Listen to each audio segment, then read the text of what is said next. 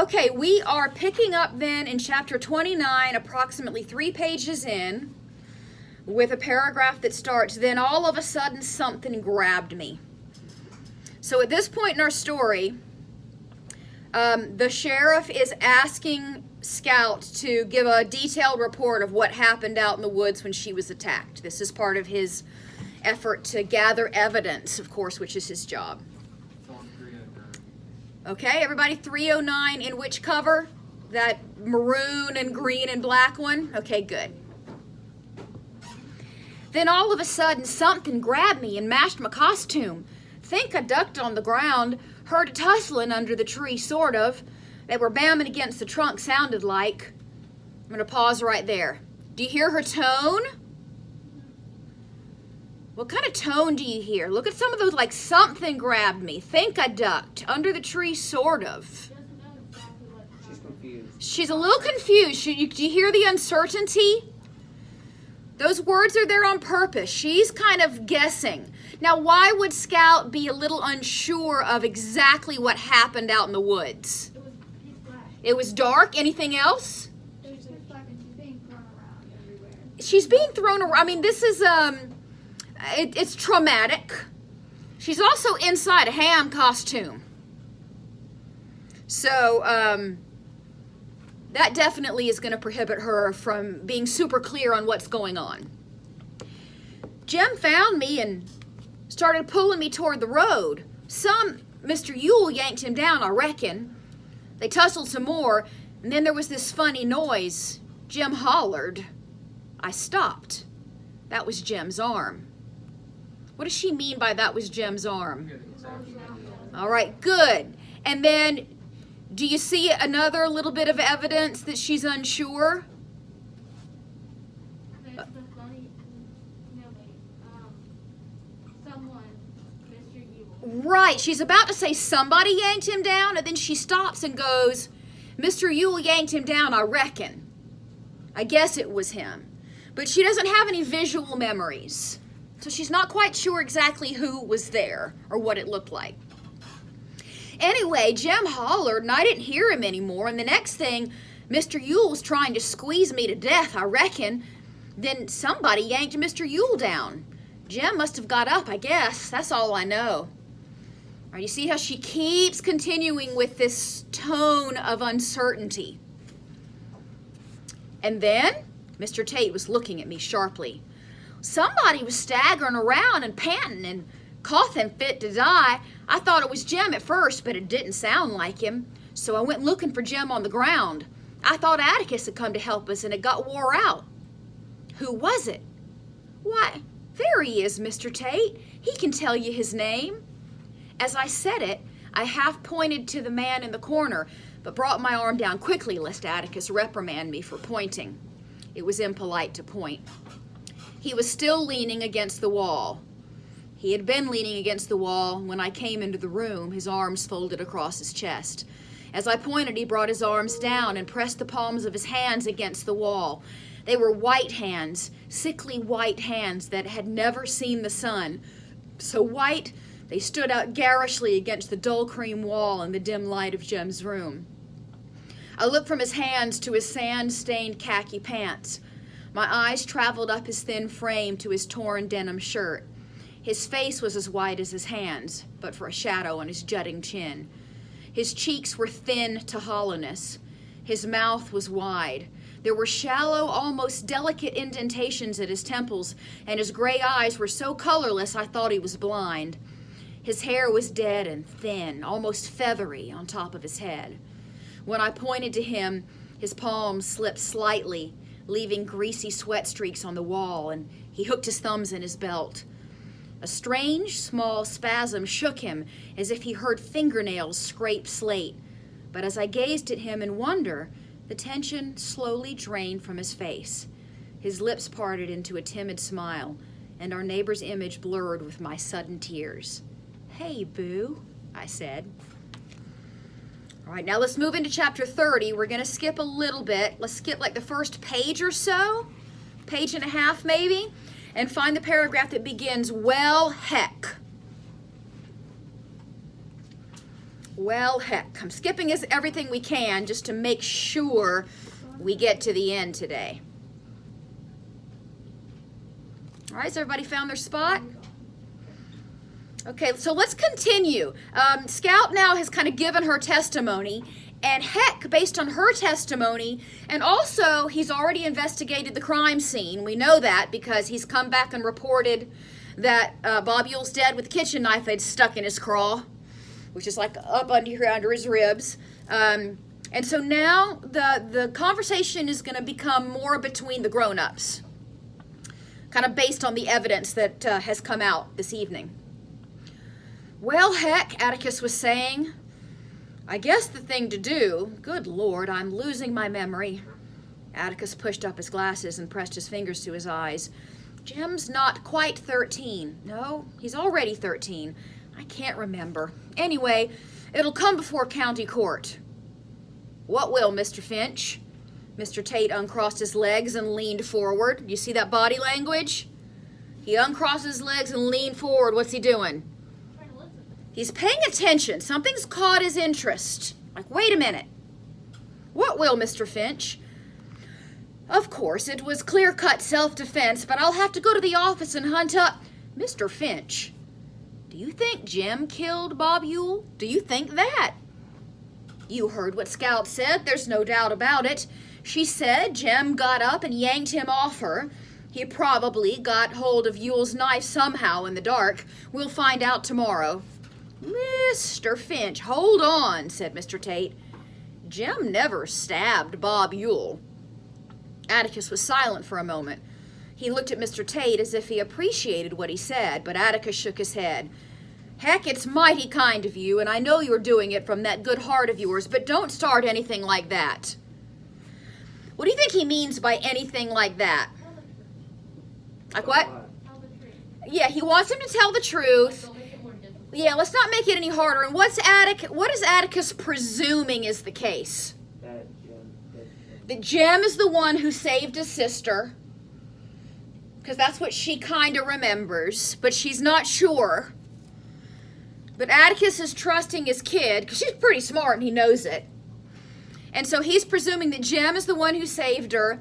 And why is he concerned about Jim being 13? Whether he's going to have to go on trial for killing Bob Yule or not. And so he's running all the legal matters through his head because he's presuming that Jim is the one who saved his sister and killed Bob. But heck is like going, wait a minute there. Mr. Tate got up and went to the edge of the porch. He spat into the shrubbery, then thrust his hands into his hip pockets and faced Atticus. Like what? He said.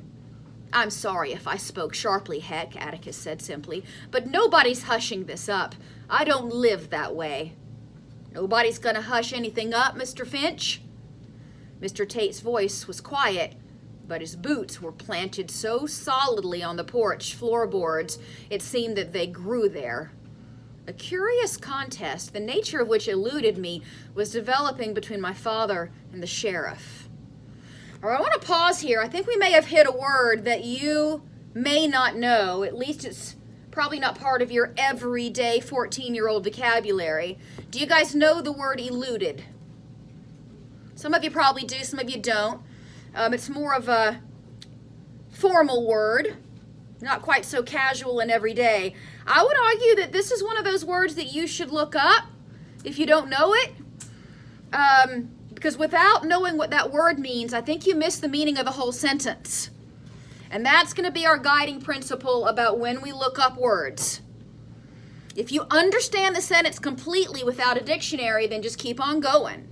But if there's a word that's holding back your comprehension, then you need to figure it out. Can anybody tell me what eluded means? Yes. Like, eluded is kind of like, how do I describe it? It's like, stayed away. Yeah, got away from me or tricked me or hid from me. So what she's saying is a curious contest, the nature of which was hidden from me, was developing between my father and the sheriff. And that's the best way to do it, is to find a definition that you can insert into the place of the word and then read the sentence again and make sure you understand it. because every sentence matters. It was Atticus's turn to get up and go to the edge of the porch. He said, and spat dryly into the yard. He put his hands in his pockets and faced Mr. Tate. Heck, you haven't said it, but I know what you're thinking. Thank you for it. Jean Louise, he turned to me. You said Jim yanked Mr. Yule off you? Yes, sir, that's what I thought. See there, Heck? Thank you from the bottom of my heart, but I don't want my boy starting out with something like this over his head. Best way to clear the air is to have it all out in the open. Let the county come and bring sandwiches. I don't want him growing up with a whisper about him. I don't want anybody saying, Jim Finch, his daddy paid a mint to get him out of that. Sooner we get this over with, the better. All right, do you notice how the writer inserted a little bit more of that uncertainty in the way Scout responded? All right, I think she keeps doing this because I think Harper Lee wants us to continue to be uncertain about what actually happened. Okay? And not only that, but Heck is disagreeing with Atticus. So let's continue following their discussion. Mr. Finch, Mr. Tate said stolidly, Bob Yule fell on his knife. He killed himself. Atticus walked to the corner of the porch. He looked at the wisteria vine. In his own way, I thought each was as stubborn as the other. I wondered who would give in first.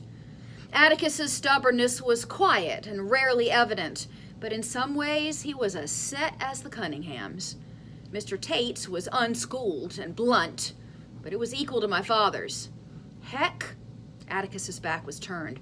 If this thing's hushed up, it'll be a simple denial to Jim of the way I've tried to raise him. Sometimes I think I'm a total failure as a parent, but I'm all they've got. Before Jim looks at anyone else, he looks at me, and I've tried to live so I can look squarely back at him. If I connived at something like this, frankly, I couldn't meet his eye, and the day I can't do that, I'll know I've lost him.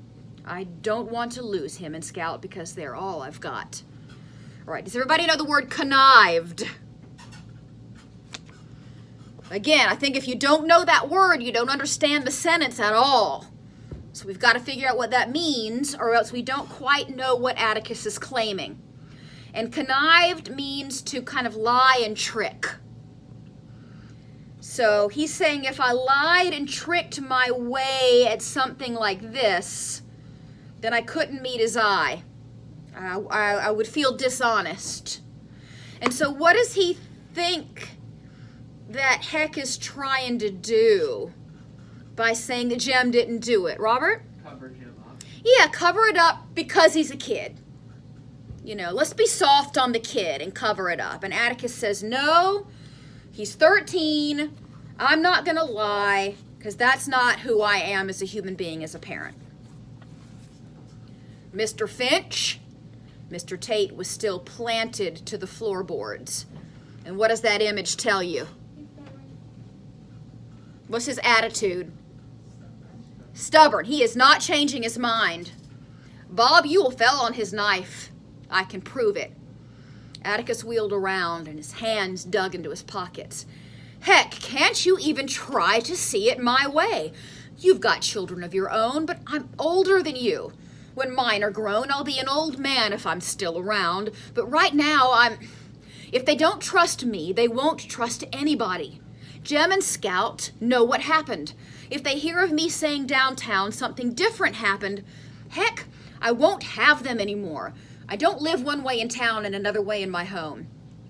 Mr. Tate rocked on his heels and said patiently, he'd flung Jem down. He stumbled over a root under that tree, and look, I can show you. Mr. Tate reached in his pocket and withdrew a long switchblade knife. As he did so, Dr. Reynolds came to the door.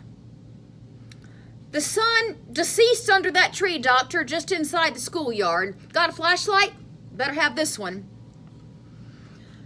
Oh, wait a minute. I think I did the wrong voice. Dr. Reynolds. Okay.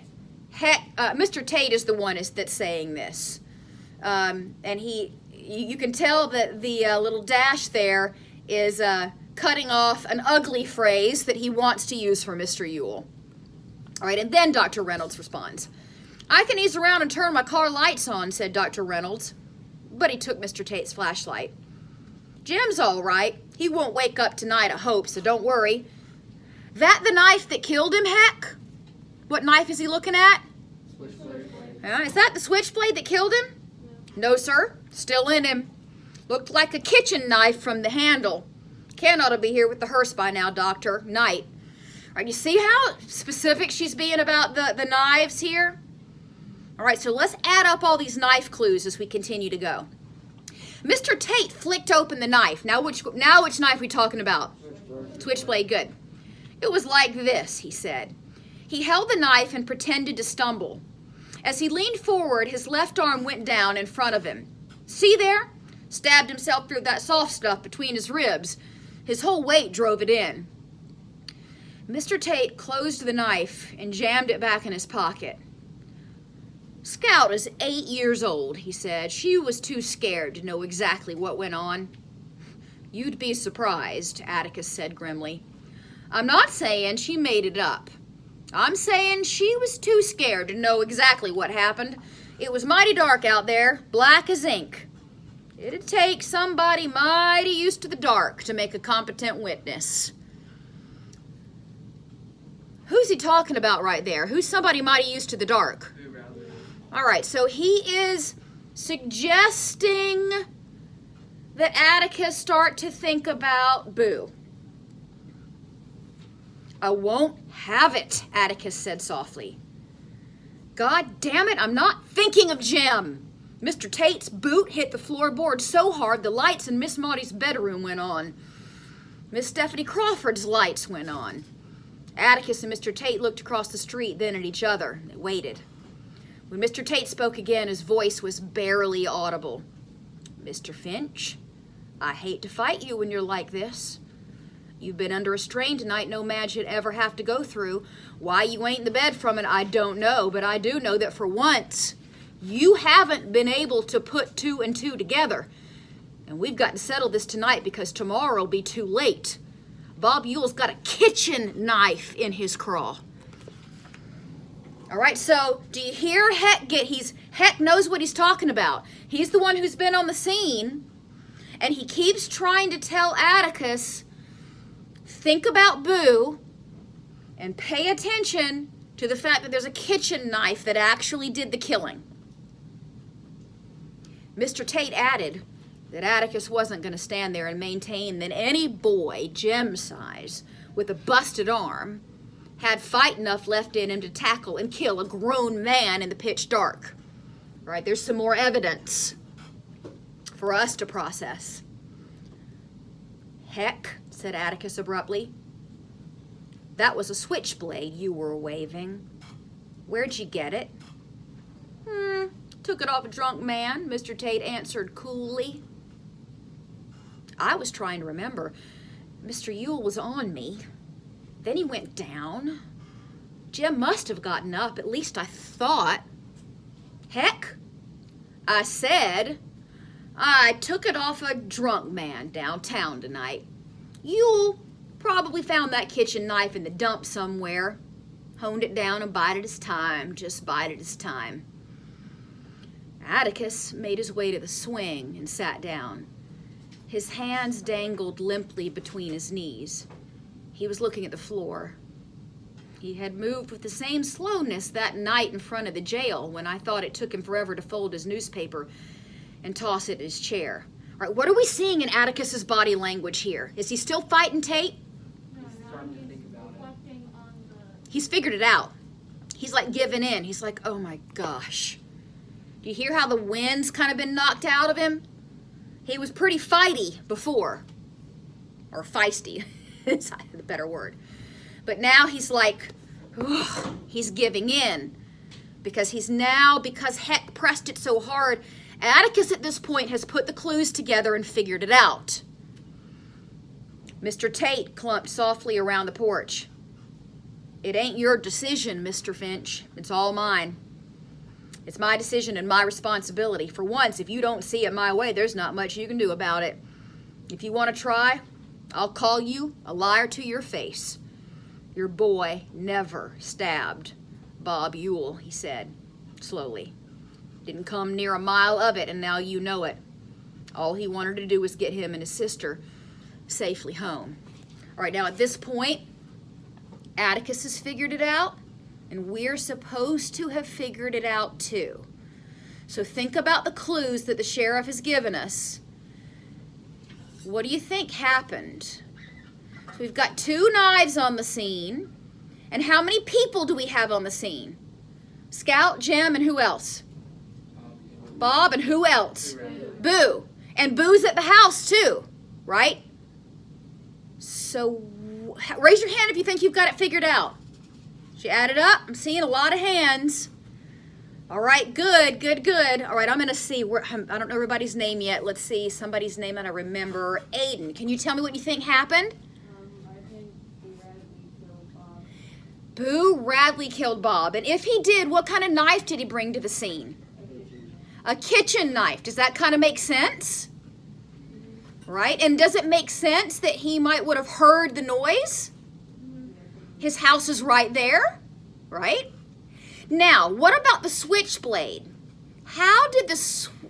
Why does the sheriff have a switchblade in his pocket?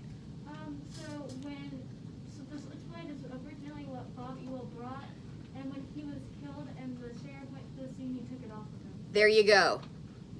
So when the sheriff said, I took the switchblade off a drunk man, true? Yeah. He took that switchblade out of Bob's hand, put it in his pocket, and then went back to the Finch house. Why did he do that? So no one would get hurt. Everybody, the fight's over though. So no one would think that he did it. Right. Heck is already messing with the evidence because he already knows who owns that kitchen knife. He already knows that Boo carried Jim home, and he sees that there's 2 knives on the scene. So Boo showed up. Boo kills Bob Ewell, carries Jim home. The sheriff shows up on the scene later after he hears there's been a crime committed. He goes to the scene. He sees 1 knife in Ewell's hand, 1 knife in his body. He takes that switchblade away from the scene and concocts the story that he must have found that kitchen knife and just bided his time. Who is he protecting? Boo. He's protecting Boo, not Jim.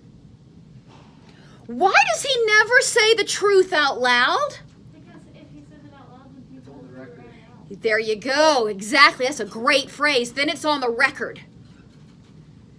So he never says what actually happened out loud. The only thing he ever says out loud are the things that he's going to continue to say in public.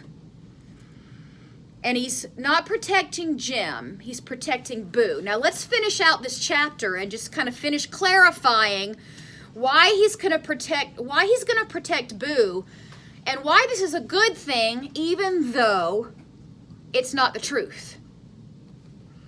Mr. Tate stopped pacing. He stopped in front of Atticus and his back was to us. I'm not a very good man, sir, but I am sheriff of Macomb County. Lived in this town all my life and I'm going on 43 years old. Know everything that's happened here since before I was born. There's a black boy dead for no reason and the man responsible for it's dead. Let the dead bury the dead this time, Mr. Finch. Let the dead bury the dead. Now that's a figure of speech. What do you think he means by that? Karma, basically? Kind of karma, yeah. Let's just let it be over. Somebody died needlessly and the person who started the whole problem is dead. Let's just kind of let it go. Let's not have it. Let's just let it be done. Mr. Tate went to the swing and picked up his hat. It was lying beside Atticus. Mr. Tate pushed back his hair and put his hat on. I never heard tell that it's against the law for a citizen to do his utmost to prevent a crime from being committed, which is exactly what he did. Who's the he? Boo. Good. But maybe you'll say it's my duty to tell the town all about it and not hush it up. Know what had happened then? All the ladies in Maycomb, including my wife, would be knocking on his door bringing angel food cakes. Knocking on whose door? Yes. To my way of thinking, Mr. Finch, taking the one man who's done you and this town a great service and dragging him with his shy ways into the limelight, to me that's a sin. It's a sin, and I'm not about to have it on my head. If it was any other man, it'd be different, but not this man, Mr. Finch. All right, so it should be pretty clear to the reader that he's talking about protecting Boo, right? And if you had previously presumed that Bob had fallen on his knife accidentally, or that Jem had done the killing, then would this paragraph about protecting Boo make any sense? Okay, so this is what I want you to do as you read. When you come to a paragraph that doesn't make any sense, you've got to figure out why it doesn't make sense. Because if it is making sense, then all the details should be fitting together and adding up to logic. Okay? So now that we have correctly noticed all those knives and put things together the right way, then all of this stuff here that that Het Tate is saying about Boo Radley with his shy ways, now it makes sense. Because he actually is the killer here. But he did it for good reason. He did it to prevent a crime from being committed. Mr. Tate was trying to dig a hole in the floor with the toe of his boot. He pulled his nose and then he massaged his left arm. I may not be much, Mr. Finch, but I'm still sheriff of Maycomb County, and Bob Ewell fell on his knife. Good night, sir. Mr. Tate stamped off the porch and strode across the front yard. His car door slammed, and he drove away. Atticus sat looking at the floor for a long time. Finally, he raised his head. Scout, he said, Mr. Ewell fell on his knife. Can you possibly understand? Oh, that's a loaded question now that we understand what's happening here. What's he really asking his daughter? Can you lie? Yeah. Do you understand why I've just agreed to lie? I've just agreed to tell a lie to the whole town. Do you understand? Atticus looked like he needed cheering up. I ran to him and hugged him and kissed him with all my might. Yes, sir, I understand, I reassured him. Mr. Tate was right. Smart scouts figured everything out, all right? Atticus disengaged himself and looked at me. What do you mean? Well, it'd be sort of like shooting a mockingbird, wouldn't it? What would be like shooting a mockingbird? Danica? Well, in this book, I kind of figured out that mockingbird stands for innocence. Good. So it's like killing innocence. And so putting Boo on trial for killing Bob, and we know that he would be acquitted. We know that he would win the trial because it was for good reason. But still, putting him through that would be hurting an innocent creature, and it would kind of ruin him. So in order to really understand the title of the book, we do have to understand who killed whom and why they've decided to lie about it to the town, and scouts figured it out. And Atticus is kind of astounded and relieved that his young daughter is mature enough that everything has made sense. Atticus put his face in my hair and rubbed it. When he got up and walked across the porch into the shadows, his youthful step had returned. Before he went inside the house, he stopped in front of Boo Radley. Thank you for my children, Arthur, he said. Now we understand why he's thanking Boo Radley. At the beginning of the chapter, he knew that Boo had carried his son home, and that was a nice deed enough. But now at the end of the chapter, he realizes that Boo Radley completely saved both of their lives. And that's That's the end of our rereading.